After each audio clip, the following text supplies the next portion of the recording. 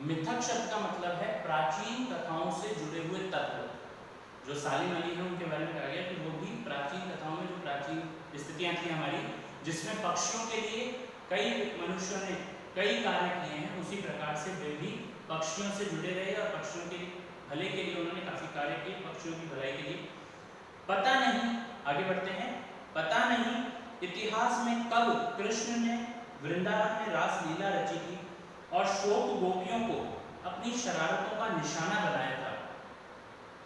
यहाँ पे वह इतिहास से जोड़ रहे हैं, लेखक जाबिर हुसैन इतिहास से जोड़ रहे हैं कि इतिहास में कब कृष्ण ने वृंदावन में, वृंदावन से संबंध है कृष्ण का, और बता रहे हैं कि कब कृष्ण ने वहां पे शरारतें की होंगी, कब माखन भरे भांडे फोड़े थे।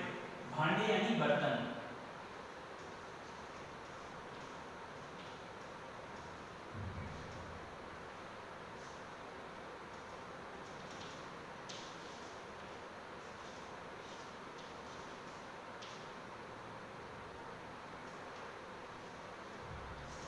तो यहाँ कह रहे हैं कि उन्होंने कब वहां पे वृंदावन में माखन से भरे हुए बर्तन फोड़े थे और दूध छाली से अपने मुंह भरे थे। दूध छाली अर्थात दूध छाछ से अपना मुंह भरा था, मुंह में दूध छाछ भरी थी। कब वाटिका में छोटे छोटे किंतु घने पेड़ों की छांव में विश्राम किया था। छांव यानी छाया में। तो कह रहे हैं कि ये सब कब हुआ था ये हमें पता नहीं है। कब दिल की धड़कनों को एकदम से तेज करने वाले अंदाज में बंसी बजाई थी। कृष्ण कहते हैं कि कृष्ण जब बंसी बजाते थे तो सभी मंत्रमुग्ध हो जाते थे और भावनाओं में खो जाते थे। तो उसी के लिए कह रहे हैं कि उन्होंने कब इस अंदाज में बंसी बजाई है पता नहीं, और पता नहीं कब वृंदावन की पूरी दुनिया संगीतमय हो गई थी। पता नहीं यह सब कब हुआ था। लेखक इसी चीज को उदाहरण देते हुए कह रहे हैं कि ये सारी क्रियाकलाप कब हुए थे इसकी मुझे कोई जानकारी नहीं है, लेकिन कोई आज भी वृंदावन जाए तो नदी का सांवला पानी, यहाँ पे किस नदी का सांवला पानी होता है आप जरा स्मरण करेंगे कि कौन सी नदी है जिसका पानी थोड़ा सांवला होता है, तो वह है यमुना नदी जो कि वृंदावन में बहती है। तो यहाँ कह रहे हैं कि वृंदावन में बहने वाली यमुना नदी का सांवला पानी उसे पूरा घटनाक्रम याद दिला देगा। यानी कि चाहे उसने कभी भी वृंदावन में जाता है तो वहाँ पे जो यमुना नदी का पानी है वह उन सभी क्रियाकलापों को जो श्री कृष्ण ने वृंदावन में किए हैं उन सबको याद दिला देता है।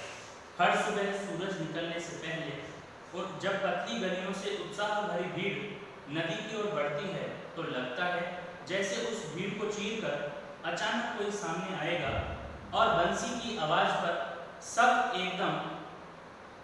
किसी के कदम थम जाएंगे। वो कह रहे हैं कि जब सुबह सवेरा होता है और सभी लोग यमुना नदी की ओर बढ़ते हैं, अग्रसर होते हैं, आगे बढ़ते हैं, तो उस समय ऐसा लगता है कि अभी उस भीड़ में से कोई निकल के आएगा और बांसुरी की मधुर ध्वनि सुनाएगा और सबके कदम रुक जाएंगे।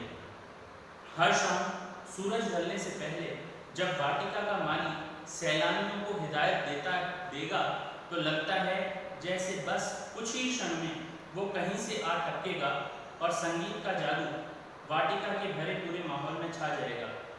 वाटिका अर्थात उपवन यानी बाग बगीचों में जो माली रहते हैं वो सूर्यास्त होने से पहले वहाँ के जो सैलानी हैं, वहाँ के जो यात्री हैं, उनको हिदायत देते हैं कि आप अब बाहर चले जाएं, क्योंकि रात में वहाँ रुकने का जो है किसी को आज्ञा नहीं होती है। तो इसलिए कहा जाता है कि आप लोग बाहर चले जाएं। तो वो कह रहे हैं कि ऐसी ही उन्हें हिदायत का मतलब है एक तरीके से सलाह।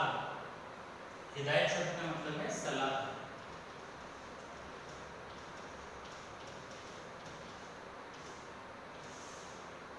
हिदायत शब्द का अभिप्राय है सलाह। सलाह दी जा रही थी माली के द्वारा, लेकिन तभी ऐसा लगता है कि अभी कृष्ण आ जाएंगे, कहीं से आ जाएंगे और बांसुरी की मधुर धुन में जो वो बाग है, वो बगीचा है, उसमें पूरा माहौल उनकी बांसुरी की मधुर धुन के जादू से भर जाएगा। वृंदावन कभी कृष्ण की बांसुरी के जादू से खाली हुआ है क्या? कहते हैं कि वृंदावन की गलियां, वृंदावन का हर एक हिस्सा कभी भी कृष्ण की बांसुरी का जो जादू है, उससे जो मनमोह होने वाली स्थिति है, उससे कभी भी अलग नहीं हुआ।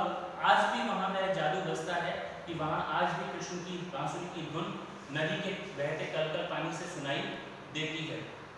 दोस्तों, आज के लिए इतना ही काफ़ी है। अगला अध्ययन हम अगले भाग में करेंगे।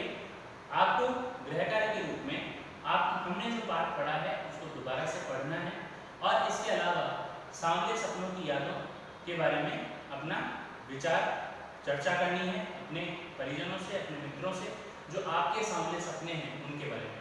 ठीक है दोस्तों, आज के लिए इतना ही। धन्यवाद। घर पर रहें, सुरक्षित रहें, अपना और अपने परिजनों का ध्यान रखें।